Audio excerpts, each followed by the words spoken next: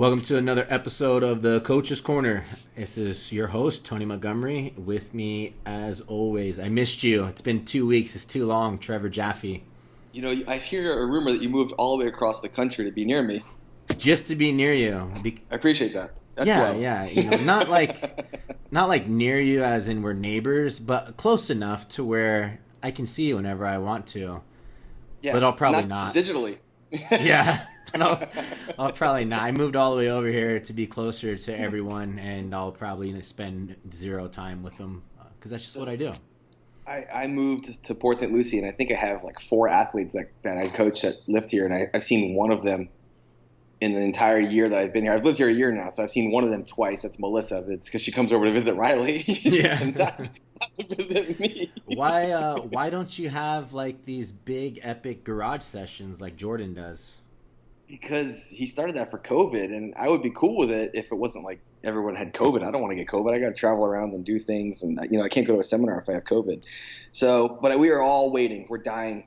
Well, hopefully not dying, knock on wood, but all waiting for things to normalize so we can get the gym sessions going back up every month and hook up with everyone again. Are you gonna have people come over and train in the garage, or are you just gonna go and visit and stuff? I'd be cool if everyone wanted to lift in the garage, but it's kind of hot at the moment. So usually we meet up at like Treasure Coast Barbell. A lot more space there and more equipment to use. That's Phil's old spot, right? Yeah. Al owns it. Yep. Yeah. It looks really good. I'm not a huge fan of the orange, but besides that, it's a nice, well equipped gym. Sticks out. The gyms that pick like these odd colors, like neon green, bright orange, yellow. It's like, what do you guys like? What's going on in your mind to make you think like this is the color? These are the aesthetics I want. This is the feng shui. I don't know what Al's thought process behind that. Maybe it's like a construction thing. You're building your body, you're building your strength. I don't know, but white tubular steel or black tubular steel or blue is all good. But the weird colors definitely. Oh, and everyone, to be forewarned, I'm opening up an energy drink because it's caffeine o'clock right now. So if you think I talk fast normally, wait for you to hear this one. Caffeine o'clock. What time frame is that? Is that like Margaritaville? Well, this is Florida, so it's always Margaritaville here. People are drunk 24/7. Is that my neighbor? Okay. Good to know. My neighbor that we've nicknamed Nancy Karen COVID. That's her full name. She's drunk every damn day, as far as we can tell, shouting as loud as she could be. But like right around 3 p.m. is energy drink time. Who's she shouting at? Her husband. Poor guy. He never stood a chance. She's a super loud talker, and then when he gets pissed off, you just hear him cursing at her and shouting. And it's like, wow, this is what happens when you grow older. I hope not. Jesus, yeah. It's really depressing. That's what it is. I always find it weird. I've known a lot of people to stay in these awful relationships and just ride them out. And it's like, you're going to spend the rest of your life in this environment? It's like, fuck, man. What? I got out. You got out. It's like, what, what's going on in your head? I knew a guy who just seemed like he was miserable in a relationship, and he would just slowly breathe and tell himself like, you choose to be happy, you've chosen this life type of deal. And it's like, man, that's fucking. I tried it for a year. It's getting dark. It's gonna get dark here soon. I feel like you're gonna read about these people in like 48 hours or watch the 48 hours later. Like, oh, I knew that guy. I knew that was gonna happen. He's in that shitty relationship. It was bound to just snap. When she started watching that television show, Snapped, about wives who kill their husband, the writing was on the wall. I'm like, I got to figure out how to there. She was writing letters to the wives, being like, oh, how did you do this? You look at the Google search, it's like, how to bury my husband, Yeah, and I live in Florida. We're the state that let Casey Anthony go after having complete evidence of everything she did. So I knew the odds were against me if I didn't leave. Yeah. You're done for. Oh man, but yeah, I moved to Florida. Finally got here and got everything unpacked just in time for school to start, which starts next week. Pretty excited that we're going to be in person, and we have 2 labs that we're doing, which I'm excited about.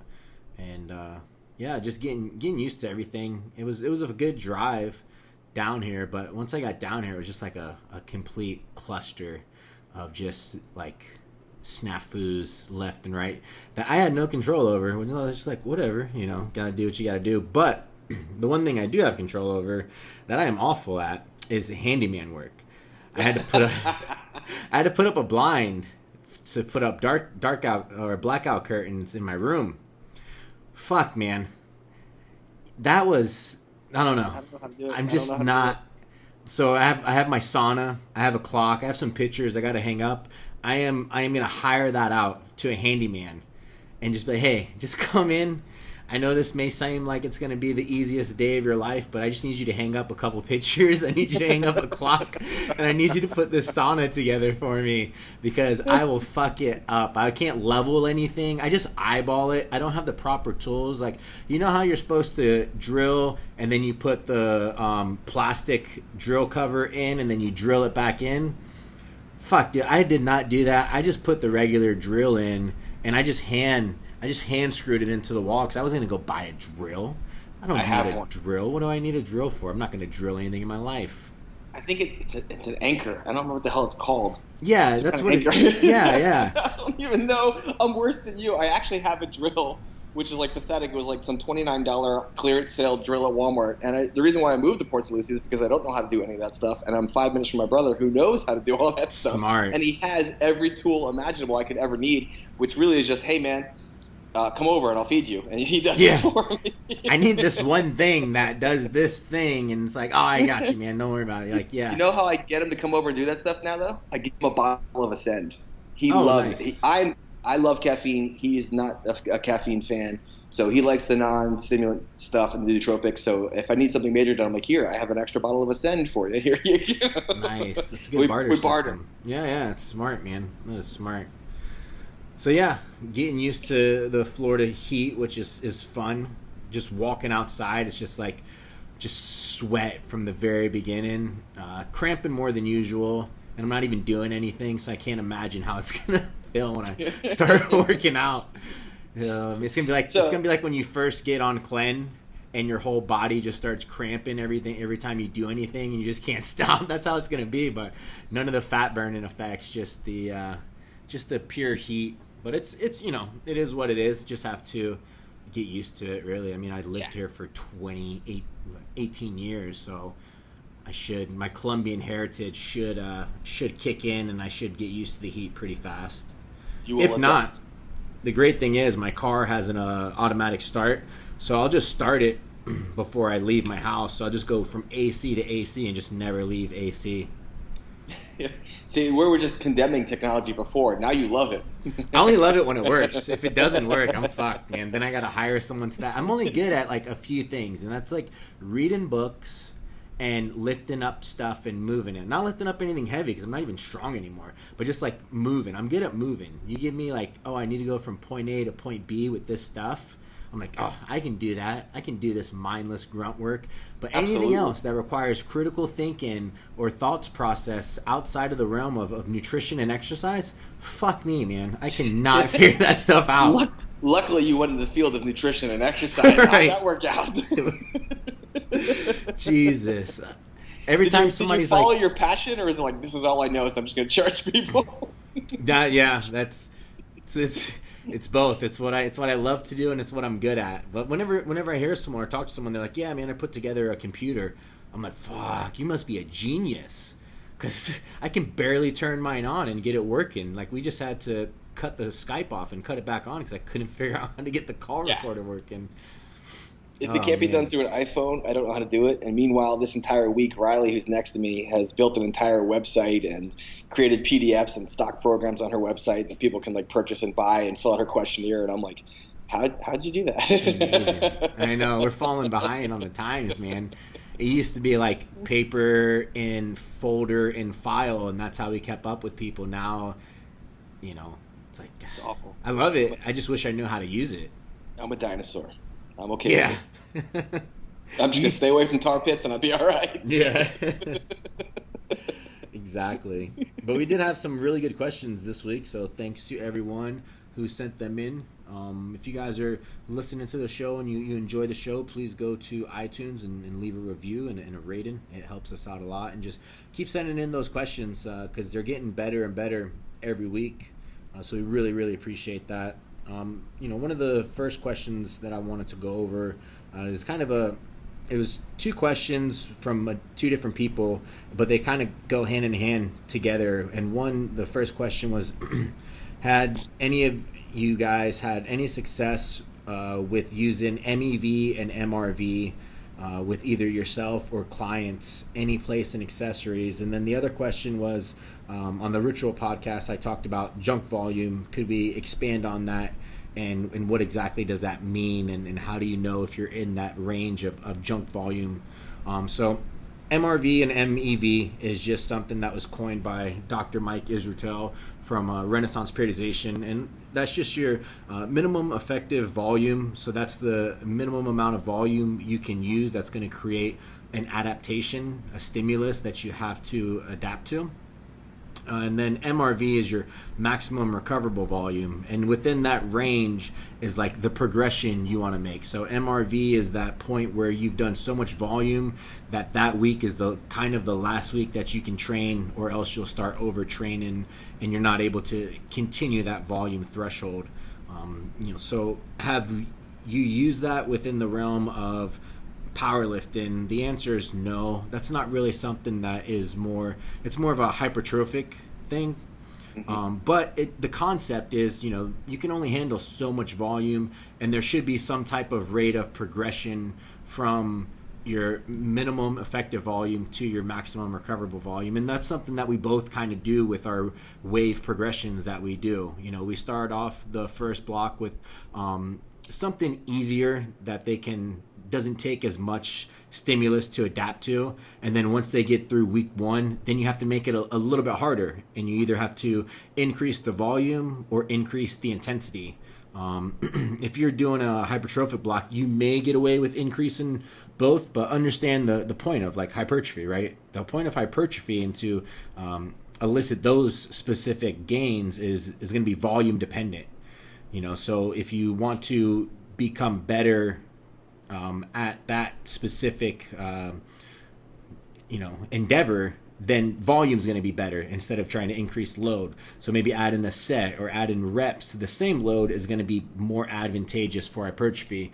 Now, if you're in a strength block, or if you're a strength athlete, then the most important thing is add in intensity, add in load. So that's going to be the focus there. But it's a matter of starting off with something that you can easily get through with maybe a RPE 7 to 8, and then progressing with things that are a little bit harder every week until you reach that point of, I've kind of hit that overtraining, where overtraining does take time, but you kind of hit that spot where a deload is going to allow for super compensation, and that's that week leading into that deload is when you have that maximum recoverable volume, where you're pushing the limits of as much volume as you can handle, or as much load as you can handle. Yeah. And go ahead. No, I was going to say, I like exactly what you just said. It bears talking into when Israetel discusses maximal recoverable volume and minimal effective dose.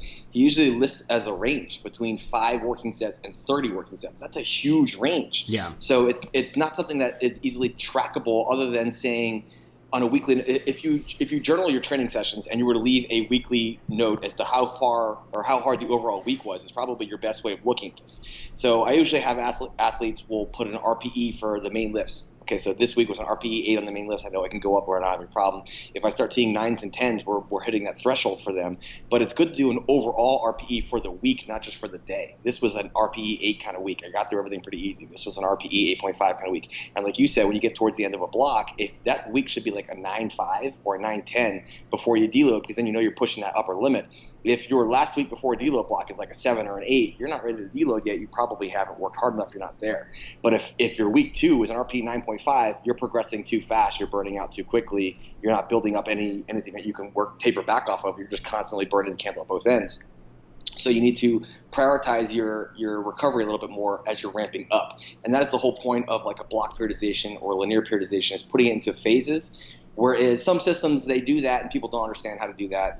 We'll throw up conjugate just because there's a max effort every single week. Right. And even though there's a max effort every single week or every other week, depending on what type of system you're using, it doesn't mean that you will max effort and then this goes to the junk volume, add in 5 other exercises for 20 reps a piece to get your time under tension. You have to maximize everything. So if your effort was truly as high as possible, maybe your time under tension work should probably be a little bit lighter in intensity and really just focusing on quality contraction, quality movement, that time under tension. going to muscular fatigue, not the systemic fatigue as far as like that intensity focus, stuff like that. So when you're looking at maximal recovery volume, you're looking at the whole program on a week-to-week basis, not a day-to-day basis. Yeah. So you should be like kind of progressing, like Tony said. You're starting with something you can handle. That first week should probably be like a 7.5 or an 8. Maybe it's hard on your lungs because you're not used to the volume that you're doing or the rep range, but it's not necessarily hard on your whole body systemically. And then each week progress that up a little bit before the deload and come back down. So you have to look at the whole week. One session might be really, really hard, but how did the whole week go? And I know nutrition, people do that oftentimes with nutrition as well. If you adhere to the nutrition plan 95% of the time of the week, you can have those 1 or 2 cheat meals and they're not really going to set you back. But if you're doing them every day, you're going backwards. So look at your maximal recoverable volume as a whole week. How did I do for this whole week? One bad session doesn't make a whole bad week. Right. 2 or 3 bad sessions makes a whole bad week. Then it's time to start looking at, do I need to taper back? Have I reached my maximal recoverable volume? Or what are you doing outside of the gym? That's what people neglect, because it's not just sets and reps always, it's lifestyle choices. How That's much the sleep most are you getting? important thing for sure. Super important. Sets and Super reps important. aren't shit. I mean, what you do outside of the gym is going to determine where you're able to take that maximum recoverable volume too, right? Like, if you're sleeping 5 hours a day because you're playing fucking video games and drinking caffeine at midnight so you can stay awake, so you can, is it Twitch? So you can Twitch. I just learned what that is this year. Yeah, so you can Twitch and then you wake up the next day and you don't eat until like noon, but you got to train at 2. Then you contact your coach and be like, oh, fuck, man, I don't know what happened. I did 315 last week and 275 felt heavy. It's like, yeah, well, look what happened. Like, that's the most important thing for sure. Yeah, your sets and reps is your way to manage your fatigue. So like Tony said, if you're up late playing video games, you have to know that. And these are things that you want to communicate to yourself if you're running your program, or to your coach. Like, this is cool. One of my clients, Joao, just messaged me about having his finals next week. I'm going to taper that week back. I'm going to give him really low volume. I'm probably not going to push the intensity. It's not the time for it because he's got so much external stress outside of that. I need to accommodate for that, or else he's going to go to the gym. He's going to have shit sessions, and his motivation to train is going to go down, and that makes his life harder. Look at your sets and reps as a way to regulate your fatigue levels. So if life is really, really hard, or you suck at managing it, lower your sets and reps because your recoverable volume is probably lower than somebody who is managing life stress. Yeah, I mean, fatigue's a good word. I think stress is a better word, right? You're managing your stress load. If you're getting ready for your finals and you're a dickhead coach and you have your athlete training 2 to 3 hours in the gym while he should be studying, and that's all he's thinking about is how much study time he's missing, what's the effectiveness of those workouts and stuff, right? And then that's going to be a higher life stress plus stress from the gym is probably going to equate to a shitty week of training and probably shitty grades on his finals too. And then you're just a dickhead coach for doing that. But to cover like junk volume, it's the idea of accumulating a bunch of volume that doesn't necessarily drive the adaptation, but can cause more fatigue. So think of it in terms of the minimum effective volume for you. Say that you can do, week 1, you can do 2 sets of squats. And it's like, okay, not that big of a deal. 2 sets of squats. I feel pretty good in that maybe 6 to 10 rep range. Not very hard, but that's going to elicit adaptation, right? That's going to elicit some type of growth. We know that from research that, anything from RPE 6 to 7 can elicit some type of growth if it's a new stimulus, which if you're starting to block off, that's going to be a new stimulus. So, junk volume would be, okay, my coach has 2 sets here, but they're not really hard. I'm going to do 4 sets. And it's like, whoa, you just accumulated this fatigue for no reason. And it's the same thing as like adding in accessories or adding in things that don't need to be added in, but you're doing that just because you feel like you need more of a workout. You want to chase those volume progressions. So if you did do 4 sets instead of 2, well, the next week your coach has to adapt the program to give you something that's going to drive that adaptation that's more than the 4 sets that you did the week before. So now you may have to do 5 sets, right? And then that's just going to get to the point where you've accumulated so much junk volume, you're going to have to deload every 3 weeks instead of every 6 weeks. Right. And it's the same thing with if you think from a hypertrophy standpoint, if you do lat pull downs are a good example, right? If you're good at stimulating the lats, a lot of people, maybe that's not the best example because a lot of people have a hard time filling their lats work, but we'll just run with it because I already said it. So you do lat pull downs and you get a really good pump set 1, right? And then you get, a good pump set 2, but maybe it's not as good as set 1. That should let you know that that set wasn't as effective as the first set. So if you add in a third set, it's probably not going to be as effective as the last 2. So then what's the point of doing them? Once you smash those muscles, once you give them everything you have within those sets, you don't need to add in more. The fact that you're adding in more means that you didn't put in the effort that you were supposed to put in for the original sets. So I always call junk volume, those are the people that don't know how to train hard, but they like to train for a long time. If you're really good at creating some type of stimulus within your body, it may only take you like 1 set to fuck up your legs for the day. Of walking lunges, right? If you do walking lunges and you do them really good, you say you do a set of 15, you barely stand up afterwards. Do you really think you need to do another set?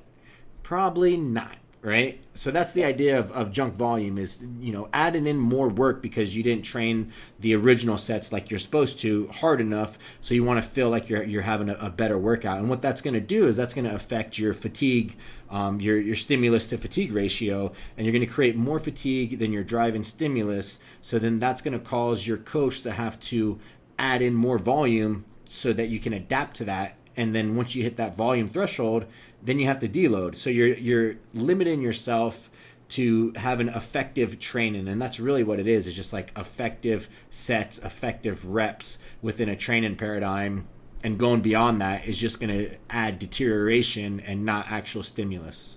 Yeah. And I love the old Lee Haney quote. Lee Haney was a bodybuilder from the 80s, for those of you who are 12 that are listening. And he used to say, stimulate, don't annihilate. That's right. And he was a bodybuilder, so they were very big on volume, but he understood the fact that there was almost so much you can recover from. Yeah. So your goal should be to stimulate, and I think Tony hit the nail on the head with quality reps, because there's some studies coming out recently that show that the stronger you get, the less often you should probably train towards failure to elicit a stimulation, because you're able to ignite so many muscle fibers or motor units in the movement because you're practicing it, you're skill developed in it, that if you start going to failure, you start getting less than ideal or less than quality reps, that you're better off focusing on quality reps, stopping just shy of failure when technical breakdowns happens, as opposed to going all the way to maximal effort and true failure.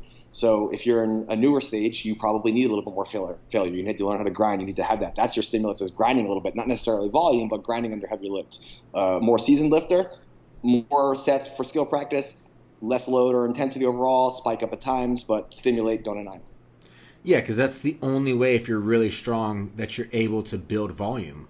Because if you're just trying to push it, you're never going to recover. And that's why even the biggest guys and the strongest guys within our sport, they train the big movements maybe every other week because they just can't recover from it. Dan Bell does his heavy squat every 2 weeks, his heavy deadlift every 2 weeks, right?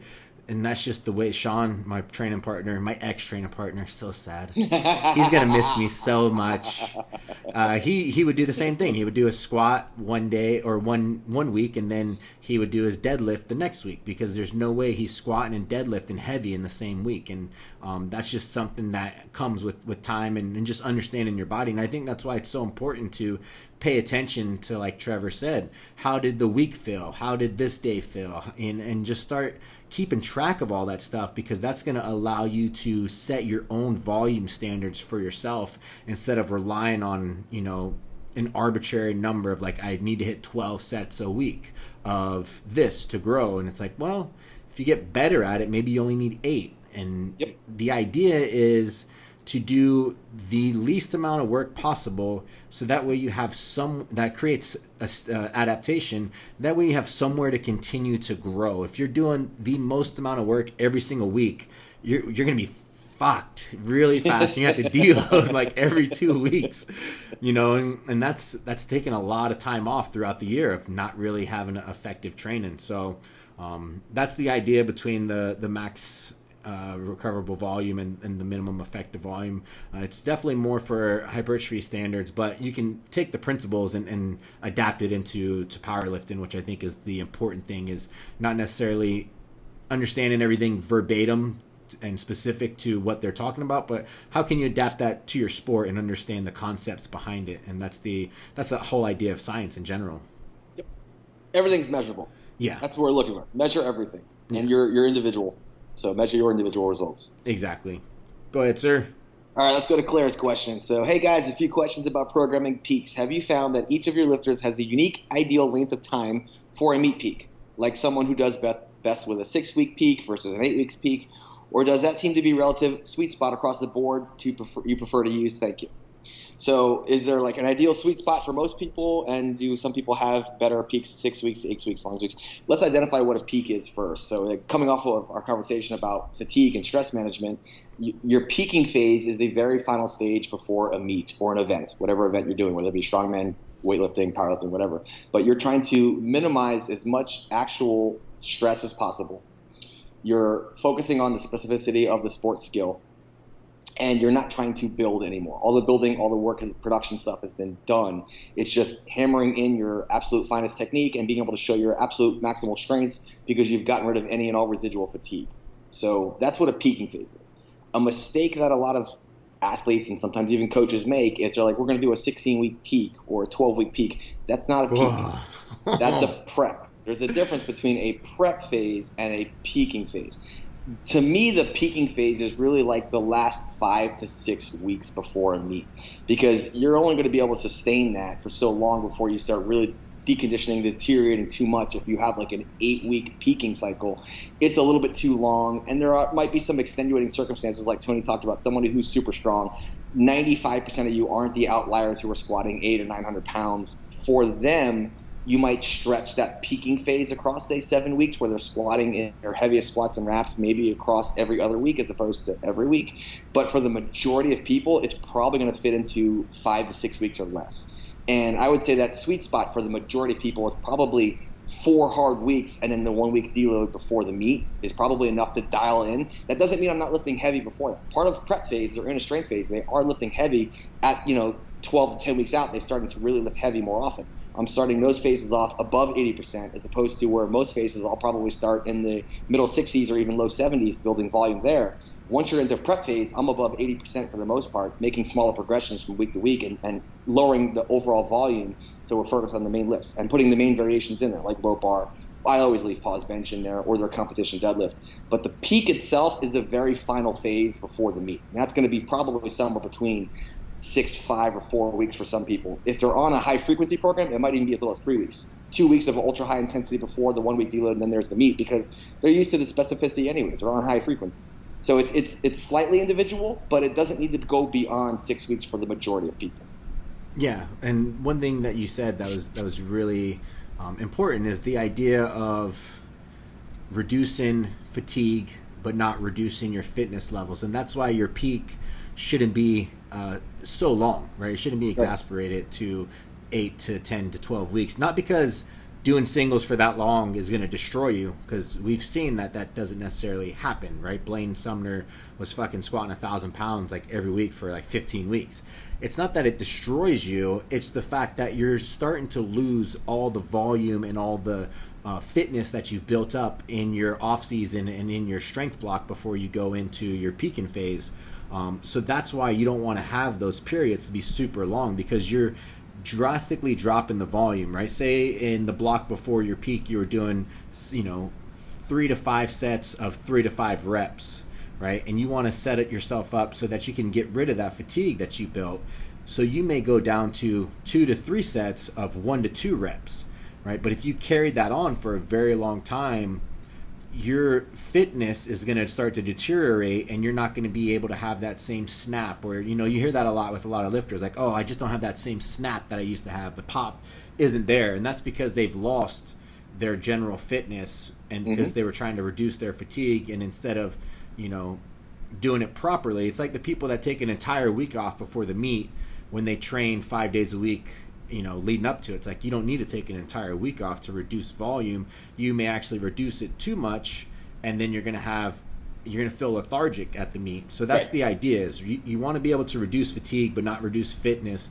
So those blocks are going to be, like Trevor said, 3 to 5 weeks, and just staying within that sweet spot, and just listening to your athlete and getting their feedback and stuff, because there's some wiggle room in there, and I think it's important to monitor that, because there's no way we can say that this is the way it should be done, right? Because every athlete's going to be different.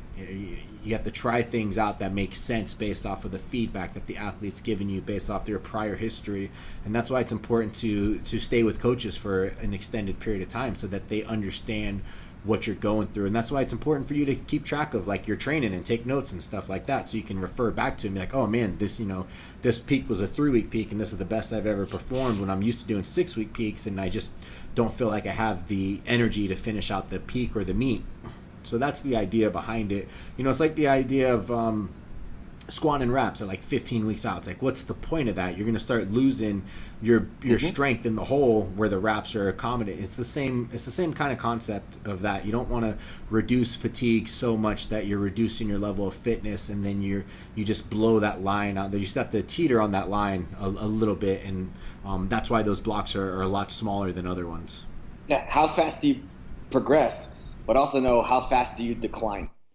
So if you start declining at week 5 or week 6, you probably want to have a 4-week peak because you start declining at week 5. So you want to, that's your point where you deload and you're into your meet. If you progress really rapidly, you progress and you're peaking at 3 weeks, then your peak should probably be, the final peak should be a 3-week phase, and then the meet week deload, and then the meet itself. And like Tony said, this was something that was big in our strongman days. A lot of guys like to take an entire week off, but granted, that was a sport where people ate like shit and they, mass move weights. They just got bigger all week. I like to have people do very light stuff just to remain technically sound and mobile. So for some bigger athletes, it might just be one day during the week where they're doing like a 60% squat single, 65% bench single, and like a 50% deadlift single just to work their positions and stay loose. And then they do a warm up.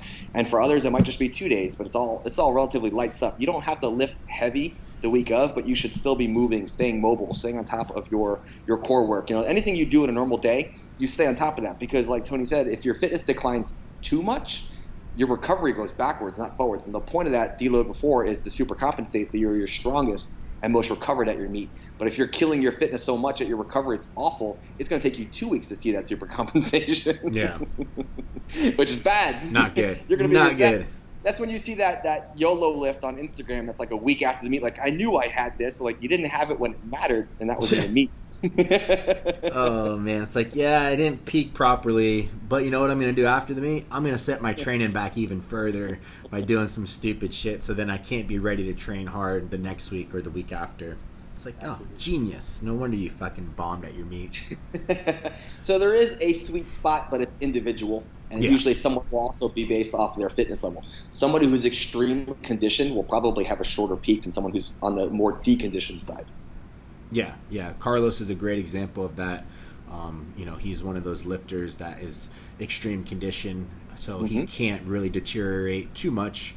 One, is because it'll affect his job, and two, once you have such a high level of fitness, you don't want to get rid of any of it. You want to, because that's going to help your recovery. That's the whole point of doing aerobic based training and getting your cardio up and building your capacity, is because it helps you recover. And you don't want to deteriorate that too much. So, Absolutely. Yes. Next question: how to choose which variations to progress in a block? Do all need to increase by intensity? So, it's a good question. When it comes to variations, I think that having weekly variations is not something that I recommend with the compound movements, with your main movements. Having variations within smaller accessories, like if you're doing some type of elbow extension to work your triceps, whether it be cable push downs or overhead cable extensions, or rolling dumbbell tricep extensions, like those are all interchangeable. You can change those in and out as you want to. That's fine.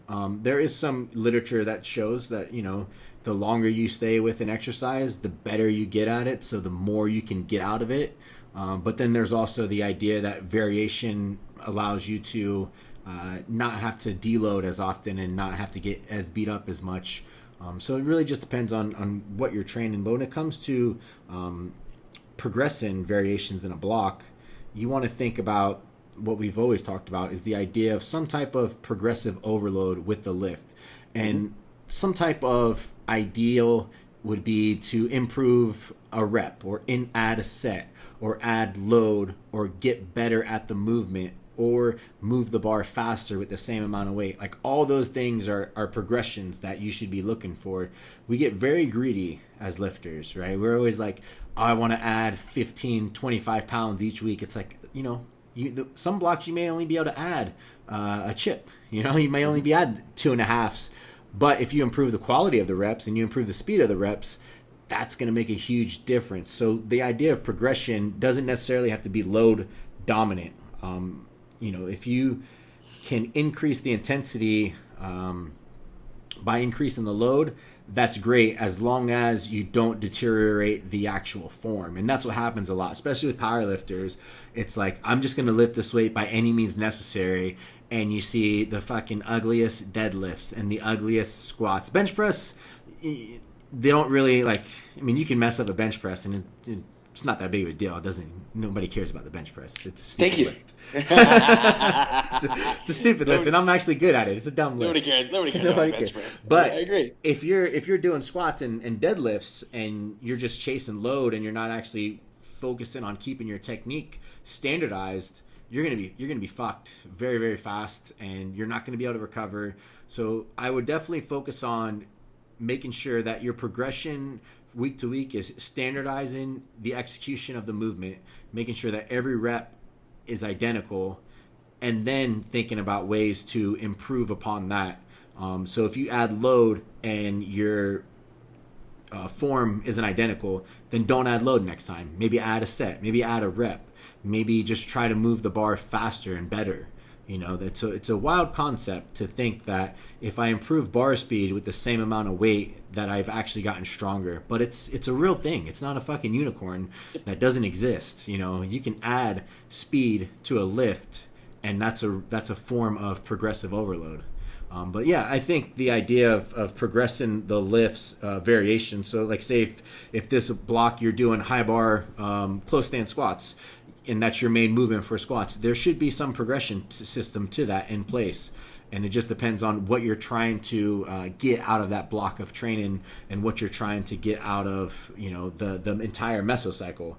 And that would be the importance of what you choose to progress. So it could be intensity. Maybe it's not intensity. Maybe it's just a volume. Maybe it's just something else. So that's the idea that I would think about. A lot of these run on to each other, these questions that we have today, because I look at this as what phase am I in? Yeah. So like you talked about different ways to create a progressive overload. If you are in a peaking phase, like Tony said, maybe you're not looking to push those to absolute failure because you want to minimize fatigue. Maybe you're taking them a little bit lighter, but maybe you're pushing them a little bit faster because you're on power production. You're in the peaking phase. And maybe you're in the off season, and right now you're looking to gain muscle size. Maybe you're taking them a little bit slower to look to increase your time under tension as a way to increase progressive overload. So where are you when you're training? Then decide how you're going to do that. If it's off season, slow them down a little bit. Maybe like Tony said, add some reps. So let's say you took dumbbell shoulder presses and you got the 50s today for 4 sets of 10. Can you come back next week and get 4 sets of 11? That would be a progressive overload. But let's say you have dumbbell shoulder presses in there and it's the peaking phase.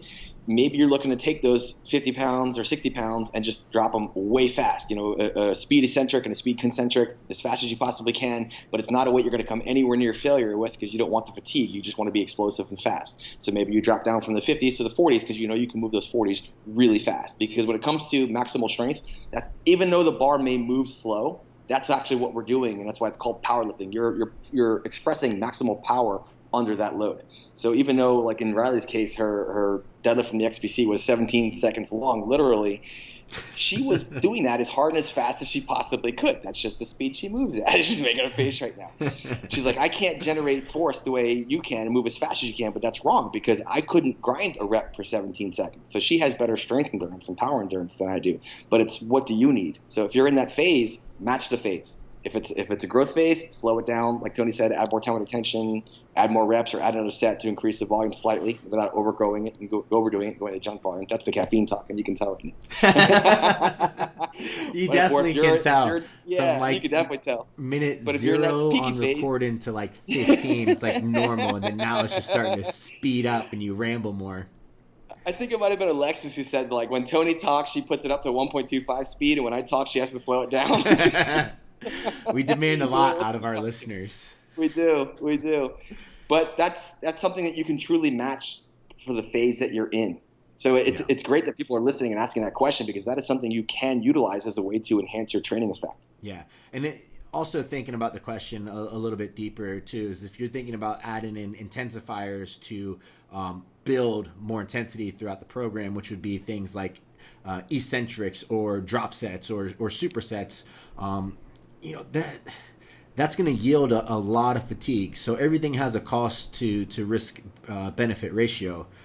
So it's going to be one of those things where if you do add in a rest pause set, or if you are doing slow eccentrics, right? Like I know that's really popular right now, and it's funny to see that coaches are really into those, because then you'll notice like their entire fucking stable of athletes are all doing eccentrics at the same time. It's like, oh, that person must have read a study on eccentrics and just fucking started giving everyone eccentrics. But the idea with eccentrics is, if you're doing things so slow that your load is decreased by, 15 or 20%, then what's the actual point? Like, what's the point of that block? Like Trevor was saying, so if you're trying to accumulate volume and your calories are really high, yeah, you may be able to do a cluster set or rest pause set. But is that necessary to make progress, to make progression? And the answer is no.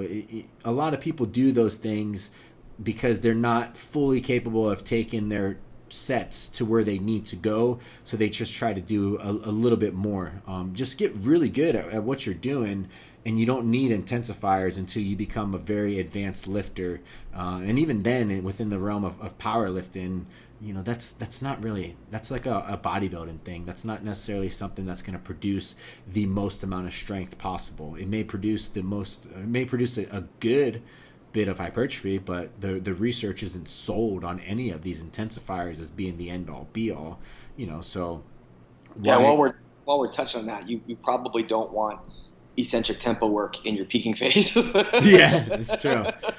Yes. Your peaking phase should look a lot like your competition will look. The idea of doing things outside of your competition standards on a peaking phase is what we would call in the industry stupid. So if you're doing a 20 rep max belt squat at 3 weeks out, you're an idiot. You should be doing singles. You should be doing what your competition calls for. Like if I'm training my strongman guys, guess what they're doing leading into their competition? The actual events of their competition.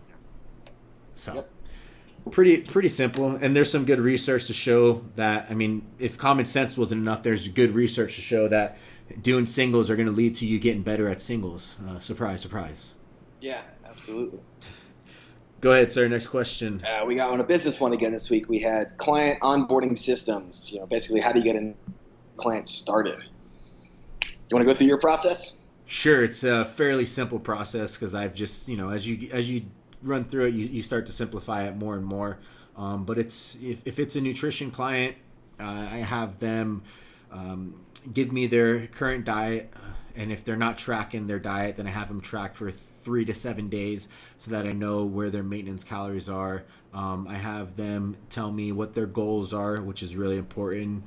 Making sure that if there's a deadline, that we know that their goals match their deadline, because you don't want someone to start off with goals that supersede their capabilities. So if they're like, I want to do a bodybuilding show in 12 weeks, and you're like, well, you need like 24, so let's just not do that right now. That's going to be important to do. So you don't want to accept clients just to accept them. You have to let them know. I want blood work. Not everyone gets blood work because people don't like to fast for, 12 hours. It's like, I gotta fast so I can get blood work. That's gonna ruin my gains. Like, no, it's not, man. You'll be fine. All my gains for the year are gonna be gone by 7 a.m. when I get my blood drawn. Oh man, your gains are going to be gone because you have heart failure, you stupid asshole. So blood work is great because it also shows kind of where their hormones are at and where you can progress and stuff. So those are the most important things with nutrition. I always like to ask clients, whether it's nutrition or training, what has worked for you in the past. What are your thoughts on some of the things that you enjoy doing? If there's a client that's like, I enjoy having a pint of ice cream every week, and if I don't have that ice cream, I don't think I can stick to a diet. Well, then it's like, let's fucking make a diet work around that pint of ice cream. It's not that difficult to do. Same thing with, clients would be like, I love conjugate, and you're like, well, no, guess what? We're going to do block periodization, like the furthest thing from conjugate. It's like, guess what? That person's not going to hire you, so you have to be able to adapt to what they want. That's really important because that's going to create buy-in. When it comes to athletes that are focusing on training, goals are just as important. Prioritizing those goals so that way if they have multiple ones, which ones are the most important so we know where to make their program.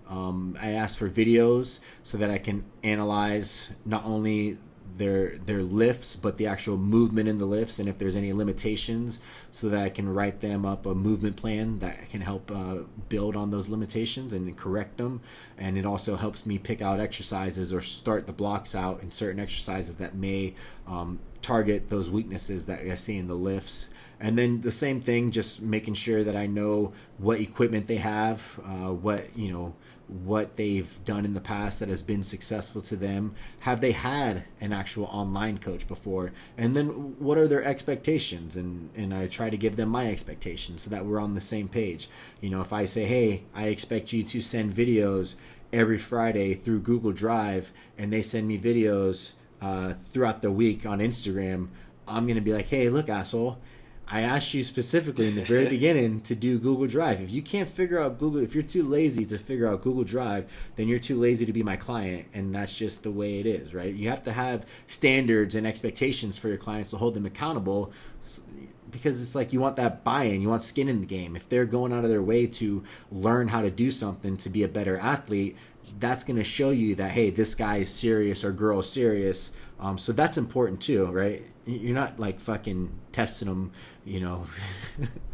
It's like the idea of giving people in your relationship like these tests to see how loyal they are. It's like, you're going to find out people are if you go looking for trouble, you're going to find trouble. So that's so that's what I think about whenever onboarding. It's very simple. I don't do, I know some coaches do like fucking personality tests and this stuff and that stuff. I'm way too dumb to figure that out. And I just don't like, I don't like having things that require 2 days worth of reading too.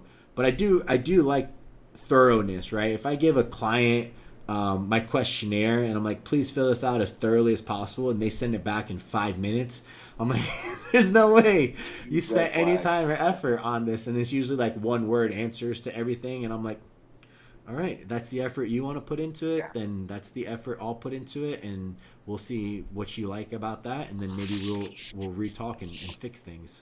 That could be very telling of their communication ability. And when you work with a remote coach, your communication is key. It's not the coach's communication, it's your communication. So I'm big on systems, because to manage the client load I do and what I do, you have to have systems in place. So the first thing is, if I send that client the questionnaire, and like you said, is I'm looking at how they answer that. And I do ask them to please be thorough in the questionnaire. And I ask them what their short-term goal is, what their long-term goal is. I'll ask them what they've tried in the past, what they feel like they don't recover from or don't, I don't ask them what they dislike doing, because they may have to do that whether they dislike it or not. But I ask them what they've had trouble with, like if they squat for high reps, it takes them 2 weeks to recover, that kind of stuff. And I'll ask them what their upcoming meets are. I'll usually want to know if they, if they're planning to compete in wraps or if they're planning to compete in sleeves. Do they pull sumo or conventional, that kind of stuff. And I'll ask them their training history, because I want to know how long they've been lifting, what have they tried, what approaches have they tried. And the reason for that is oftentimes, like you said, you'll get someone who says, I love conjugate, or I love linear, or I do very well with volume. You're looking for things that can help with adherence. So like you had brought up, if you're going to have an idea of a program structure you want them to put them in, but they dislike that program structure greatly, they're not going to adhere to it, you're starting off on the wrong foot. So you want that level of buy-in. So if I can maybe progress them over time to what I think is better for them, I will explain to them why. But I want to know what they're going to adhere to most, whether that's nutrition or whether it's training structure. That's your goal. And those can change over time. Like I just had a client reach out to me who's starting grad school, and she needs to drop down to 3 times a week. She's like, is that even possible? I'm like, of course it's possible. We're going to have to make a couple adjustments. We're going to increase your frequency and decrease your accessory work to prioritize things. But absolutely it's possible. And that's part of that communication. So once I've got through their questionnaire, if I decide I want to work with them, because I do make that decision. If the red flags come up, or if their communication's poor, I don't think they're probably right for me. You recommend them to your other coaches? I do. I'm like, here, I recommend you work with this person personality-wise. I mean, sometimes those coaches appreciate it because, like, they can use the business, and other times, like, you asshole. But, so if anyone gets a client from Trevor, referred by Trevor Jaffe, just know that I turned them down first. Yes. Some people are just super appreciative, though. Yeah. The other thing is getting them on board your systems. Tony talked about that. If he wants you to email him through Google Drive with their videos every Friday, that's what you're going to have to do because that's the time he has allotted to it. So I'm a little bit different. I send them guidelines. I've refined this over time. I send them a list of guidelines as they start up front, and that guidelines lets them know how I like to be communicated with. So I prefer to have a weekly training log emailed to me that I can read through, not sent through text message or not sent through Instagram Messenger because those will be forgotten. It takes me 2 hours to clear my messages. I will forget anything you sent me there. So anything that has to do with training programming that can alter it, like you're going on vacation or you have a test coming up or you'll be competing in the 12th, that needs to come up through email so I can reference back to it over and over again because messages get lost, emails do not.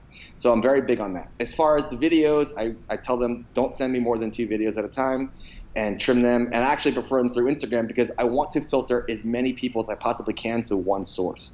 So that's why it takes me 2 hours to go through Instagram because I'm watching the videos that people send me. But I don't want to see 8 different videos of 4 different exercises because if I'm giving them a cue for each one, they're going to forget them all. Right. I want to cue one thing specifically, give them one thing to work on at a time so they can hammer that in and then work on the next thing.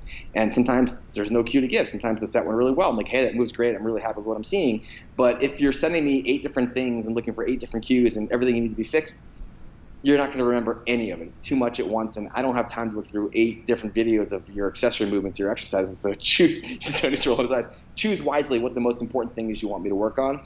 And if you have a big form flaw, you have it in every set. I don't need to see set 1, set 2, set 3, set 4, set 5 of your bench press. that form flaw is in set 1. Really, the best set to send me is your last set when you're most fatigued because that's when I'm going to see the most. That's the most important set to send your coach.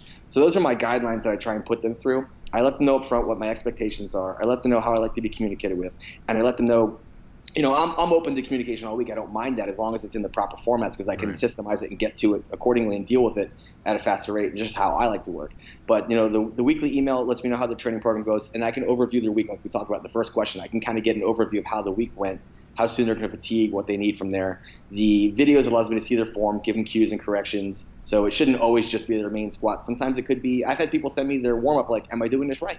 Yeah. That's cool. Absolutely. Send it. I want you to be very intentful when you do that. I want to make sure, because there's a purpose that warm-up has, I want to make sure you're doing it right. And I can say, hey, you know what? You can do this a little bit better if.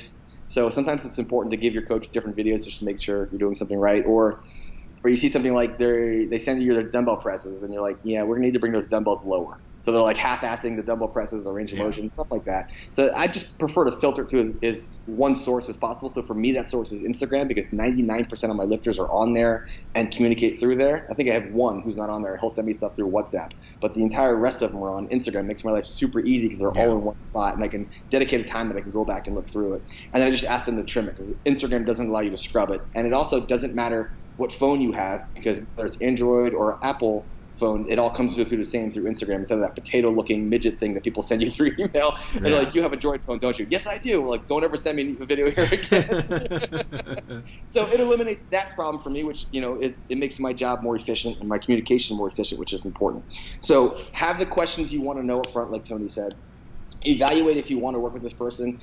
A couple of people will get through sometimes that you end up regretting taking on. And it's not that they're bad people. It's just they're not a good fit for you or you're not a good fit for them. Don't take that personally. My communication style, my behavior, my attitude isn't the right fit for every athlete, which is why I don't take every athlete that comes my way. First, I can't. I don't have time.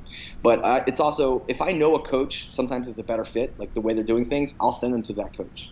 I just had a guy reach out now. He's a weightlifter who wants to transition to powerlifting, and he's in Miami. And I'm like, I know a great guy down there who has a weightlifting background and a powerlifting background who's a better coach for him. And that's what I said to him in the message. I'm like, contact this guy. He's your guy. Yeah. Croquetta Strength is down there. So I send him over to him because I'm like, this is a good fit for this guy. I don't need to take him on, and I'm probably not the best fit for him. And this is someone who can, if he needs in-person local help with the lifts and wants to pay for an in-person session, He's right there. Right there, yeah. That's a good thing for him. And don't be shy about doing that, because you're building great networking and great relationship with other coaches.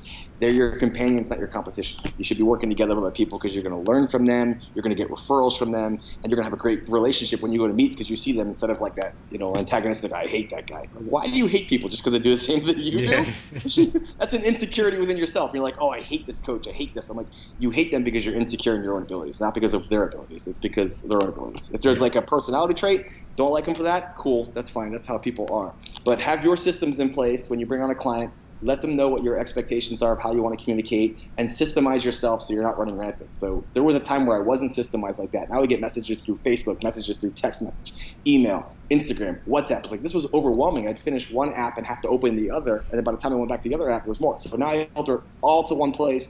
Tony likes to use Google Drive, so everyone's emailing him on one specific day. He can spend that day looking over your videos and go through it.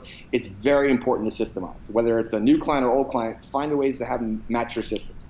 Yeah, I think that's the most important thing to take away in any business endeavors, building systems that simplify your work so that it's, automatic, right? The worst thing you do as a coach is not have a system put in to know when this person needs their program, and you're like, oh, fuck, I forgot to do your program because I didn't put my systems in place, especially as you get busier, right? Don't think about it in terms of, once I get busier, I'll put my systems in place. Put your systems in place now so that you're able to continue to refine them as you get busier. Don't try to do things once you're at the point that you need them done. Do them, be proactive about it, and get them in. And, understand, too, as an athlete, your coach is having you do stuff because he's trying to give you the best. He or she is trying to give you the best experience possible and try to deliver you the best quality of coaching possible that they know how to do, right? I've worked with coaches that have been very limited in technology, and they were like, this is the best I can do, so work with me on that. And it's the same thing. Like, I don't want to be on my phone all day long looking at a fucking little screen trying to figure out where your stuff's going wrong. I like Google Drive because, one, I can just put your name in the search engine and I have every single email we've ever done, so I can look back at things, because I'm fucking old. I forget when your next meet is. I forget if you're doing wraps or knee sleeves. I'll ask you probably every other week which one you're doing, so that used to be an issue, right? But then I built in a system where every time somebody signs up, they get their own folder on my computer, and then I just start building stuff into their folder. Every time they say something, I just put it in there. It's like the old school back in the day when you used to do personal training. You would have this big ass cabinet file, and you put everyone's file, and you take it out every time they come in, like, oh, this is what we did last week. You want to build that system through technology to have efficiency. Because the more efficient you have, the more people you can coach, the more people you can help, and the better quality you're going to have. So I think that's definitely the most important thing with any business, right? Systems are going to make things a lot easier. Systems are the discipline that you need to create the freedom to have, to be a better coach, to be working at a higher quality pace. And I think that's important to do. If you're cluttered with a bunch of shit in your mind because you haven't systematized everything, are you really able to focus 100% on the work at hand? I know you just read this book, or at least you posted a picture pretending to have read this book, but it's it's the Cal Newport Deep Work book. I haven't read it yet. It's 4 down in my pile on my coffee. It's a good book. I've read both of those Cal Newport books. I got them both. Amazon sold me on a bundle deal. So I went in there looking for So Good They Can't Ignore You, and it's like, hey, you can get the bundle and save $4. I'm like, okay, I will do that, Amazon. Thank you for targeting my ads to me. Yeah. But it's the idea of, how do you create the most productive amount of work, the deep work, and that's going to be the most important thing. And that's just eliminating all distractions out of your life, right? So, Trevor has something that works for him. If I had to be on my phone all day, I would not want to have to get on my computer and do programming. Like, that would just drive me crazy. I'd rather just take 4 hours, a big chunk of my day, and just be on the computer and just do my work and not have my phone near me, not have anything, just have like a little dungeon room where I go in there and do work and be super focused and productive. And that just works for me, and you got to find what works for you and build those systems to better help you. And that's the most important thing. Don't necessarily think what Trevor does is best. Don't necessarily think what I do is best. Find out what works best for you and be able to communicate that to your clients. And that's the most important thing. But seriously, what Trevor does is best. Hey, results speak for themselves, man. I can't argue with that. Oh, let me give you the best business tip in the world as far as productivity. Shut off every single one of your phone notifications. Shut them all off. It's nothing but a distraction. Yeah, my phone I'll get anxiety if I used to have like my Gmail notifications up because I have all my businesses on there, my gym, supplement company, and I would just have like fucking this red dot with like the number 50 on it. I'm like, oh man, I gotta answer these fucking emails real soon. So I took all those off. They're all off. I get no notifications, text messages, nothing. Like if I'm on my laptop, it syncs to my phone, so some text messages can come through there. But I have the volume off too, so I don't even notice them as much usually. But I have everything shut off, and the only person who can get through to Do Not Disturb is my son Titus, and everybody else is like, you'll leave a message or contact me, and I'll get back to you at my convenience, and that's the best way to do it, because if you want to be productive, you have to shut off the outside noise. Yeah, for sure. Awesome questions, guys. Hopefully we answered them. We did the best we could, and that's all you're going to get from us. We don't do extra credit. We don't try to do better than the best. But yeah, no, appreciate all the questions. Really, really enjoy helping you guys out, and we hope that we're helpful. The feedback you've given us is really good. We had a couple people reach out to help us with production, so maybe we'll be able to have this up on YouTube and have us. I don't know if anybody wants to really watch us talk for an hour. God bless you if you do. We're appreciative of that. But yeah, I think that's it for today. Anything else you want to end on? Well, I know it's probably a little too late, but I know you're traveling. Yeah, tomorrow morning at like 6:40 in the morning, I fly out to Virginia, to Charlottesville, Virginia, to the gym. It's what we call the gym, owned Justin Tooley. He was an old West Side lifter, geared multiply lifter. I'm going out to his seminar, or going out to his gym to put on a seminar. So the seminar is Saturday at 10 a.m. So if anyone's in the area and wants to stop by and pay for the seminar and come hang out, by all means, you're welcome to. This will actually come out before Saturday, so it comes out on Friday. Yes. So, yeah, if you guys hear that and you're in the Virginia area or any local states around there, definitely go out and check out the seminar. And, yeah, make sure you support the companies that support us. We have Subject Zero supplements, 3 new supplements that just came out. Hydration, pre-workout pump and focus formula, stim-free.